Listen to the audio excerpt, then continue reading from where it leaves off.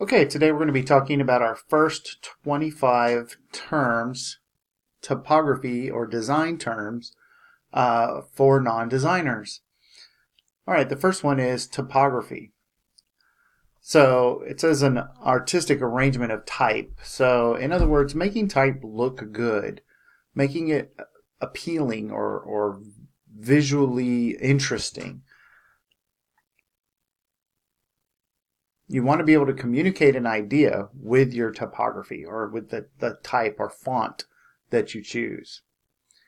Okay, body copy.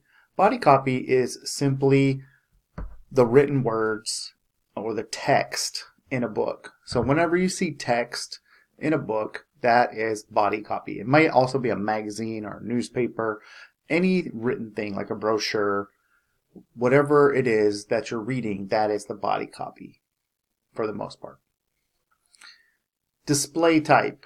Display type is the big type on posters or magazine covers. It gets your attention. That's what it's there for. And it's usually an interesting or different or funny looking font. It's not a regular, plain, boring font. Hierarchy.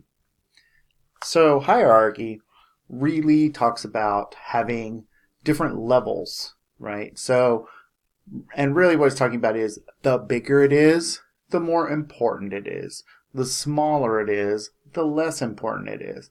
So your level 1 with text or type would be a headline, the big, bold words. Level 2 would be a subheadline, a secondary headline. And then level 3 would be the body copy or the captions. Kerning. Kerning is the space between two characters of type.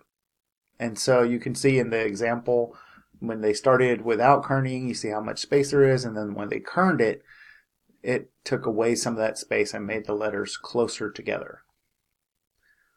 Leading is the space between the lines of type. So this has a lot of leading or loose leading. And this text over here has very tight leading. In fact, there's almost no leading at all because the descenders are hitting the ascenders. In other words, the letters like P are hitting the letters like T. Tracking, we're not going to talk about. X height. The X height of a letter is the amount of height of a lowercase letter to the top of a lowercase x. So you can see like here on the H or the E, the top of the lower portion of the letter is the X height, okay? And not all the way to the top of the letter like the H or the T. An ascender. An ascender is simply a letter that goes all the way from the base line all the way to the top of the letter's height.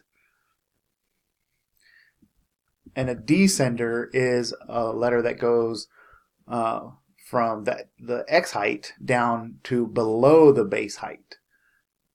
Okay, it extends below the bottom of the baseline, like all of these letters, like P's and Q's and Y's and J's and G's. Orphans and widows. Okay, an orphan, or this one right here, is a widow. And this one is an orphan. Okay, so orphans or orphan widows, sorry, tend to fall down at the bottom of the end of a column, right? And the reason it's called a widow is because it doesn't have a mate, right? It's a word without a mate. And up here, this is an orphan little piece of line because it belongs to this paragraph, but it's stuck over here, so it doesn't have its parent paragraph. Okay. All right, serif typeface.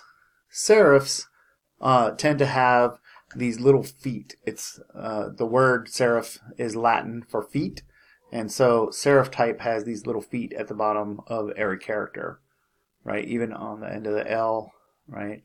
And even at the tops of letters, right? It'll have these feet. A sans serif doesn't have. So sans means without, so without feet, okay? And so you don't see any of those. And these are more modern looking fonts.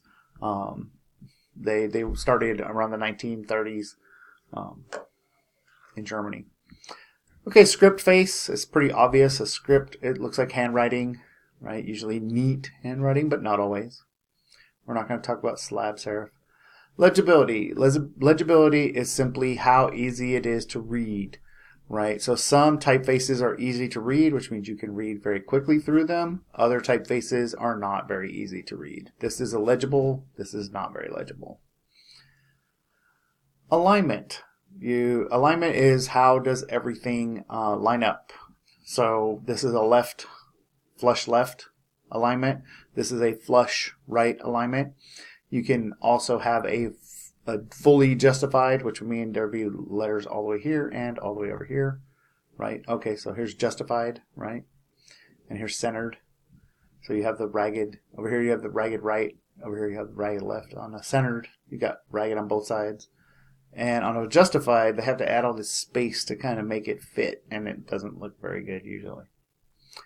Okay, a pull quote is when they take a section, like a quote, out of a piece of writing and they pop it out and make it much larger than everything else because they see that as a very important part of that article.